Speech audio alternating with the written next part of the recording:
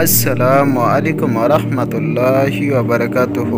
আশা করি মহান আল্লাহ রব্বুল আলামিনের অশেষ রহমতে আপনারা সকলে ভালো আছেন। বন্ধুরা, আজকের আলোচনা হচ্ছে যে 12টি আমল করলে আপনার কোনো দিনও রিজিকের অভাব হবে না। তাই ভিডিওটি না টেনে শেষ পর্যন্ত দেখতে থাকুন।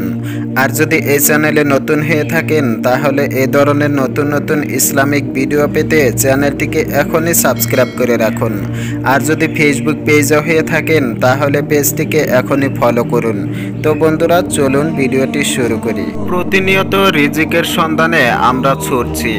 উচ্চ খরচের জীবনযাত্রায় একটু শান্তি, একটু স্বস্তি এবং একটু সুখের আশায় তুলনামূলক বেশি আয় উপার্জনের পথ ও উপায় খুঁজে ফেরেন অধিকাংশ মানুষ। জারিফ করলে দেখা যাবে রিজিকের বৃদ্ধি একটু বা আয় উপার্জনে বরকত আসুক চান না এমন একজন মানুষও খুঁজে পাওয়া যাবে না। মানুষ মাত্রই চান রিজিকের বৃদ্ধি ঘটুক এবং আয় উপার্জনে বরকত আসুক।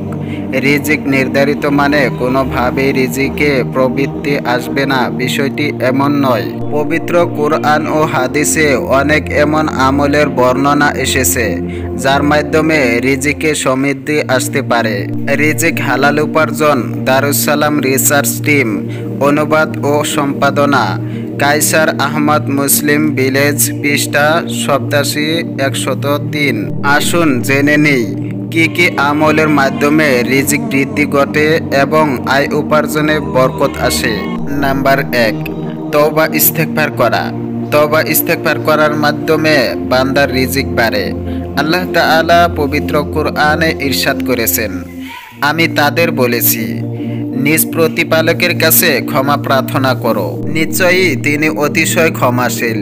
তিনি আকাশ থেকে তোমাদের উপর প্রচুর বৃষ্টি বর্ষণ করবেন এবং তোমাদের ধন সম্পদ ও সন্তান সন্ততিতে উন্নতি দান করবেন এবং তোমাদের বাগবাগিচা এবং নদী-নালা দান করবেন। সূরা নূহ আয়াত 10-12, সূরা ওয়াকিয়া আয়াত 82। ইবনে আব্বাস রাদিয়াল্লাহু আনহুর বিবরণে আছে, রাসূলুল্লাহ সাল্লাল্লাহু আলাইহি ওয়াসাল্লাম বলেছেন, যে ব্যক্তি লাগাতার তওবা ইস্তেগফার করবে আল্লাহ তাআলা সংকট থেকে উত্তরণের পথ বের করে দেবেন, সব দুশ্চিন্তা মিটিয়ে দেবেন এবং অকল্পনীয় উৎস থেকে রিজিকের ব্যবস্থা করে দেবেন। আবু দাউদ হাদিস নাম্বার 1518, ইবনে মাজাহ হাদিস নাম্বার 3819, মুস্তাদরাকে হাকিম খণ্ড 4 পৃষ্ঠা 291, হাদিস নাম্বার 7677। নাম্বার 2, পরহেজগারি অবলম্বন এবং আল্লাহর উপর ভরসা রাখা। যেসব কাজকর্ম বা আমলে রিজিকে প্রবৃদ্ধি ঘটে তার মধ্যে তাকওয়া, পরহেজগারি অবলম্বন করা এবং তাওয়াক্কুল বা আল্লাহর প্রতি ভরসা রাখা অন্যতম।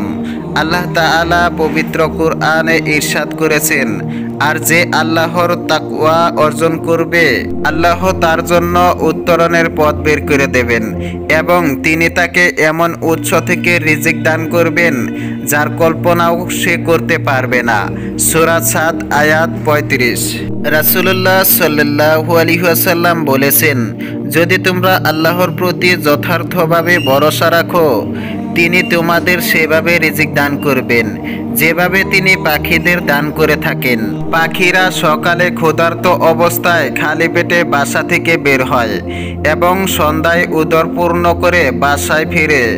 তিরমিজি হাদিস নাম্বার 2344, ইবনে মাজাহ হাদিস নাম্বার 4164। নাম্বার 3, হজ উমরা পালন করা। বারবার হজ ও উমরা পালন করার দ্বারা রিজিকে প্রবৃদ্ধি ঘটে।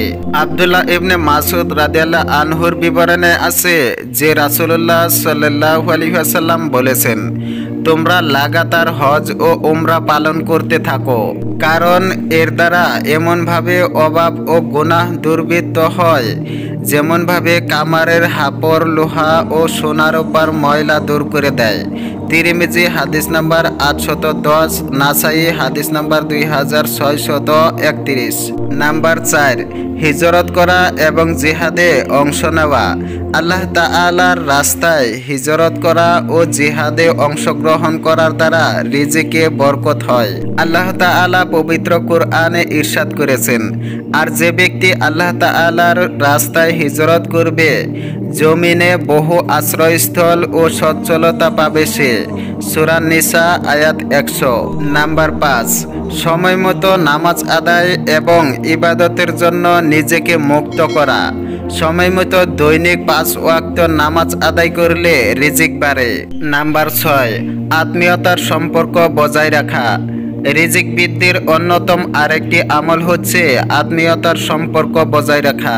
আত্মীয়ের সঙ্গে আচরণ করতে এবং তাদের হক যথাযথভাবে আদায় করার নির্দেশ দিয়েছেন আল্লাহ তাআলা।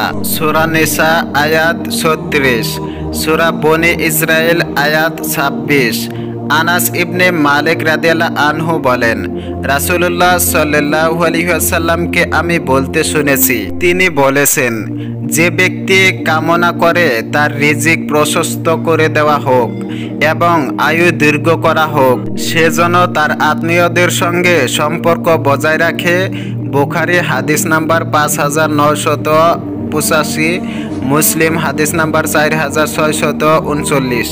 আল্লাহ তাআলা আমাদের সবাইকে বোঝার তৌফিক দান করুন আর যথাযথভাবে আমল করার তৌফিক দান করুন।